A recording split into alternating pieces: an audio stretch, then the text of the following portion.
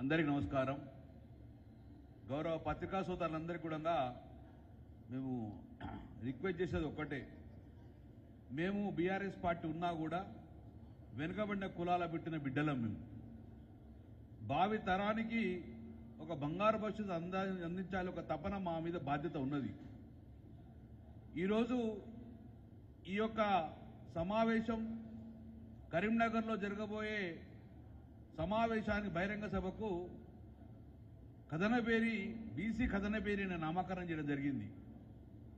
మేము ఈ బీసీ కథనపేరి ద్వారా సూటిగా ముఖ్యమంత్రి రేవంత్ రెడ్డి గారు ప్రశ్నిస్తున్నాం. ఒకటి, ఆగస్టు 5, ఆగస్టు 6, ఆగస్టు 7లో 3 రోజులు మీరు ధర్నా చేశారు. ఏం సాధించిర్రో ప్రజలకు చెప్పాలి. 8వ తారీఖు మళ్ళా హైదరాబాద్లో చేరింది అందరూ కలిసి.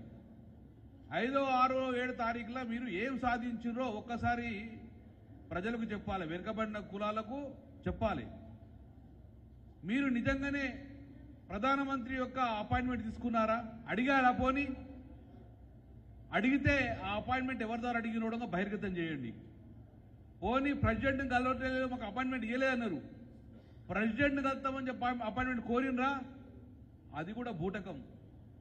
ఈరోజు రాహుల్ గాంధీతో పాటు 100 మంది ఎంపీలు అడిగితే ప్రధానమంత్రి మోడీ అపాయింట్మెంట్ ఇవ్వడా? ప్రెసిడెంట్ గారు అపాయింట్మెంట్ ఇవ్వరా? నిజంగా నీకు చిత్తశుద్ధి ఉంటే రాహుల్ గాంధీ రాకపోయే, సోనియా గాంధీ రాకపోయే, ఖర్గే రాకపోయే, నీ 100 మంది ఎంపీలో ఒక్క ఎంపీ రాకపోయే. ఇక నీది ఎక్కడుంది చిత్తశుద్ధి నీకు? 14వ తారీఖు మేము కథనపేరి పెడుతున్నాం. దాంట్లో ముఖ్యంగా 11వ తారీఖు 12వ తారీఖు కూడా పార్లమెంట్ నడుస్తుంది. వాళ్ళ ఈ 11వ తారీఖు 12వ తారీఖులా ఏ ఒక్క కాంగ్రెస్ ఎంపీ అన్నా ఈ పార్లమెంట్ స్టాల్ చేస్తారు కావచ్చు అని ఆశతో వెయిట్ చేస్తున్నాం మేము. పోనీ కనీసం 0 అవర్ తీసుకొని మైక్ తీసుకొని అడుగుతారా అన్న ఆలోచన చూస్తున్నాం మేము. 100 మంది ఎంపీలు ఉన్నారు, 40% రిజర్వ్ గురించి మైక్ అడగరు, క్వశ్చన్ రేజ్ చేయరు. 100 మంది ఎంపీలు పోడియం దగ్గరకు పోయి స్టాల్ చేసే అవకాశం కూడా రాలేదు ఇంతవరకు. ఎందుకెళ్ళి అంటే మీరు కేవలం మొక్కుబడిగా మోసం చేసేందుకు నిదర్శనం. ఆ రోజు 2 ఎంపీలు తెలంగాణ కోసము పోడియం కాడ పోయి స్టాల్ చేస్తే పార్లమెంట్ ఆగిపోయింది. 2 ఎంపీలు తెలంగాణ కోసం కేసీఆర్ గారితో పాటు 2 ఎంపీలు చేస్తే పార్లమెంటు ఆగిపోయింది. 20-25 నిమిషాలు స్టాల్ చేసిర్రు. మరి మీ 100 మంది ఎంపీలు ఈ బీసీల కోసము ఒక్క సెకండ్ కూడా స్టాల్ చేసే అవకాశం లేదా? అంటే ఈ మోసం, బూటకం. 5, 6, 7 తారీఖు అనేది బూటకం. ఈ రోజు స్టాల్ చేసిన బూటకం. నేను ఒక్కటే చెప్తున్నాను మీరు సూటిగా, మమ్మల్ని మోసం చేస్తే తప్పక తిరుగుబాటు చేస్తాం, 100% తిరుగుబాటు చేస్తాం.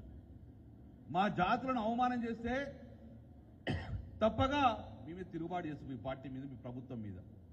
అందుకే మమ్మల్ని ఇబ్బంది పెట్టకుండా మాకు ఏదైతే 42% ఇస్తా అని చెప్పి మొత్తం గంపగుతా మా ఓట్లను వేసుకొని నువ్వు గద్దెనెక్కినవో, నువ్వు ఈ అంశాన్ని వదిలినా నిన్ను మేము వదలం.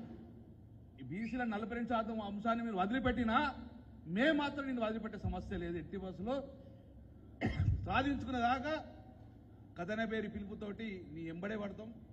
కాబట్టి మమ్మల్ని మోసం చేయకండి.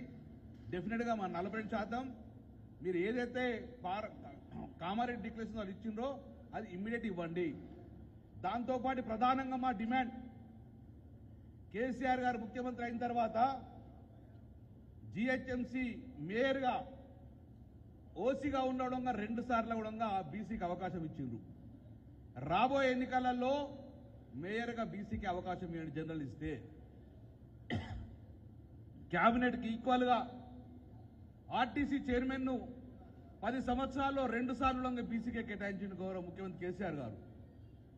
ఈ రోజు కూడా రాబోయే కాలంలో ఆర్టీసీ చైర్మన్ లాంటి మంచి ప్రముఖ చైర్మన్ కూడా బీసీలకే కేటాయించండి. ఎందుకంటే మా కేసీఆర్ గారు బీసీలకు ఆత్మగౌరవ భవనాలతో పాటు ఎన్నో అంశాలు కూడా కథనపేరి చెప్తాం.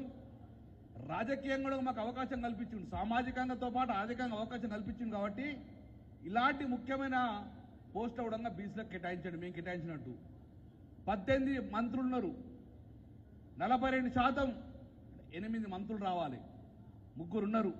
ఇంకా 5 కూడా తప్పగా నీ చేతుల్లో 10 కదా, నీ చేతుల్లో పని 5 మంత్రులంగా డెఫినెట్గా బీసీలకు ఇవ్వాలని చెప్పేసి మా డిమాండ్ చేస్తున్నాం. ఏదో ఓట్లు కొల్లగొట్టినాం, జీవో ఇస్తున్నాం, ఆర్డినెన్స్ ఇస్తున్నాం అని పక్కకు వారేసే పరిస్థితి చేయకండి. దాన్ని కోల్డ్ స్టోర్లో పెట్టే ప్రయత్నం చేయకండి. మేము జాగృతంగా ఉన్నాం. ఎట్టి బస్సులో బీసీ సంఘాలన్నీ కలుపుకుంటాం. నీ వెంబడే నలపరిచేదాకా నీ వెంబడే ఉంటాయని చెప్పి రేవంత్ రెడ్డి ప్రభుత్వాన్ని హెచ్చరించడం జరుగుతుంది.